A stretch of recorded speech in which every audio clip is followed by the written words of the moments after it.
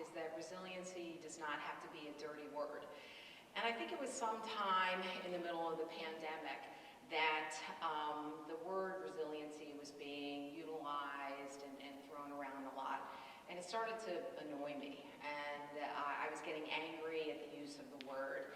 So I decided to sit down and think about, well, what is it about this word that's making me upset? So I tried to unpack how I felt about it, and I started at the beginning. And this is a picture of my family, past and present. I am the youngest of 4 children. I grew up in a very loving household with 2 parents who loved each other very much and were very free with showing their love and affection with us. But as was typical of many children growing up in the 70s and 80s, with parents that grew up in the 50s and the 60s, you never really talked about your feelings, especially if those feelings were painful. And this wasn't just something that my family seemed to espouse. It seemed to be kind of a core value at the time. If you have problems, you just have to figure out how to power through them. And this was not as if my family didn't have their share of problems. My grandmother, my maternal grandmother, my mother's mother, was diagnosed with paranoid schizophrenia when my mother was about 9 years old. And unfortunately, my grandfather, my mother's father, passed away very suddenly when my oldest sister was about a year old. She tried to live on her own for a bit, but she was eventually put into a mental hospital, which you can imagine at the time was a pretty difficult place to be, and it was not the best situation. So my parents decided to have her come and live with us. So she lived with me my entire life, up until I was a senior in college, and then her health began to fail, and she was placed in a nursing home. And by the time my grandmother moved into my house, the paranoid schizophrenia was pretty well controlled with medication. But as it happens a lot of times with people that have severe mental illness, they decide to stop taking their medication. And when she did, my grandmother would have episodes. She was never a danger to herself or to us, but she was different, and it was traumatic, and it was made the house unhappy at times. But you know, I never really thought much about it. It was kind of my life, and it was how things were. And again, I had tons of joy. I had parents who loved me. I had great siblings. So I never really thought much about it. And this is not to say that my parents didn't talk about my grandmother's condition. They were very open about it. They never hid it from anyone else. You know, our family knew about it, friends knew about it, neighbors knew about it. But we never really talked about how hard it was, or times how it made the house unstable or painful. So I think that this is kind of where I got my first idea of what resiliency means. You just power through issues, don't ignore them, but some way, somehow, you have to figure out how you're going to get through. So time goes on, and I'm not faced with many difficulties or challenges in my young life. And this is a picture of my dad and I before the day I was actually getting on the plane to go to study abroad in Spain. And my dad, as typical dads at the time, was never very well versed at dealing with my sisters and I with our teenage girl mood swings. And if you were crying about something, whether it was a boy or a friend, and you couldn't really articulate what was wrong, he kind of would just walk away or leave it for my mom to deal with. And again, not that he didn't care, I just think he didn't know what to do.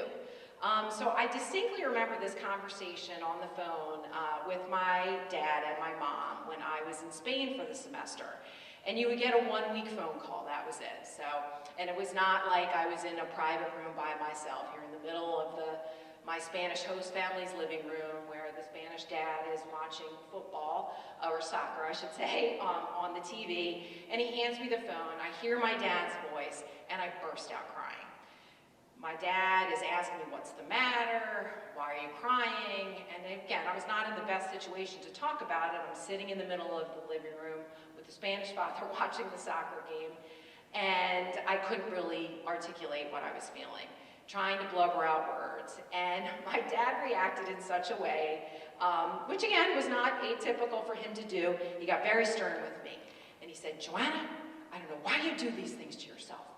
You know, why would you go? Why would you go and do this if you were going to be sad or upset? And I thought to myself, yeah, Dad, that's exactly what I did. I decided to get on a plane halfway across the country, or the world, because I thought I was going to be sad. So he hands the phone off to my mom. And my mom gives her typical advice, which was always started with, are you walking around with that Walkman all the time, not talking to people? You need to take that Walkman off. You need to go out and explore things. You're in Europe. There's beautiful things to see. Don't be alone, and get out of your own shell. These are not bad advice. These are not bad things that my parents were telling me. And again, I don't think they were being mean or rude, but this was kind of how they thought you deal with things. And this is how I thought you deal with things too, is that when you have a problem, don't be alone, try and figure out how to deal with it, and just move forward. So my life continues again with very little challenge up until that my sons were diagnosed with Duchenne muscular dystrophy. And when they were diagnosed, it really just knocked me to my knees. And I was struggling and trying to figuring out how to cope. And I thought to myself, okay, well, if you bury this deep, bury these emotions deep, and try and keep moving forward, you're going to be okay. And for the most part in the beginning, things were okay. And I recall at one point, about 3 months after the boys were diagnosed, I went out to dinner with my husband, which is a rare occasion to be able to go out with my husband without children, and I was really looking forward to it. And we sit down at the dinner, and he says to me, well, Joanna, I was looking into, I think we should start Elliot on corticosteroids. It's not really recommended for kids that are younger than 10, but if we talk to the doctor, I think we can get this done. And I thought to myself, are you kidding me? Now? We're going to talk about this now? I want to eat my dinner. I want to have fun. I want to forget about this. But I didn't say any of that, and I took a deep breath, and I said, okay, what do we need to do? So we got involved, very involved. We found Parent Project Muscular Dystrophy. I met parents and children from all across the country and saw that they were coping well with this disease. I saw hope. There were clinical trials that were happening. Elliot even qualified for one. I went to Washington, D.C. I spoke at conferences. Unionville Run for Our Sons was born. I was feeling wonderful about the impact that I was able to make. We were making a difference. We were doing something to help this disease.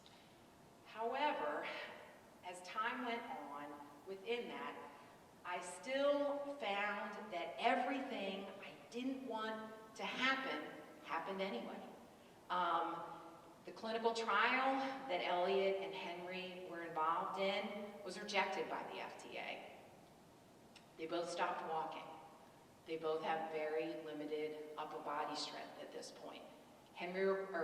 Elliot required spinal fusion surgery. And with everything that happened, every bad thing, I got knocked to my knees all over again. And I would try and pick myself up and keep going. But the more things happened, the more tired and resentful I got. And I put on a brave face. Nobody knew that I was struggling so much. People would say things to me all the time. "You're such an amazing mom. I could never do what you do." And behind it, I didn't want people to say those things to me anymore. I just wanted it to go away. And at about this time, this was when the pandemic came, and this idea of resilience kept being thrown around. And every time I heard it, every time I read about it, I wanted to rip up the paper that I read it from, or I wanted to throw something at the television. And at this time, there was a poem that was circulating on social media. And I can't read it from there. So I'm gonna try, okay. "I dream of never being called resilient again in my life. I'm exhausted by strength. I want support. I want softness. I want ease. I want to be amongst kin, not patted on the back for how well I take a hit, or for how many." And I thought, yes, I love this. I am sick of the hits. I don't want any more. I don't know how many more I can take. But there were two lines to the poem that really resounded with me, and it was the idea of support and being amongst kin.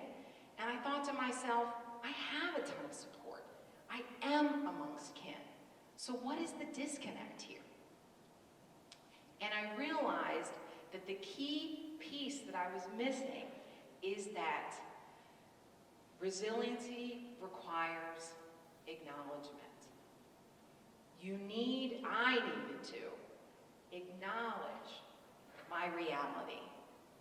And if I didn't come to acknowledge my reality and accept the fact that there were things, no matter how much work I did, that there might be nothing that's going to change the reality in front of me, then I would crumble under this false sense of resilience that I've built around myself. So I encourage you, don't let resiliency be a dirty word. Acknowledge your problems and your issues. Most importantly, talk to people about them. Talk about how painful it is. And once you are able to do that, maybe you will find some relief. You may never get the softness and ease that the poem describes, but the more that you are able to unpack your feelings around your problems, the more you will be able to get beyond them.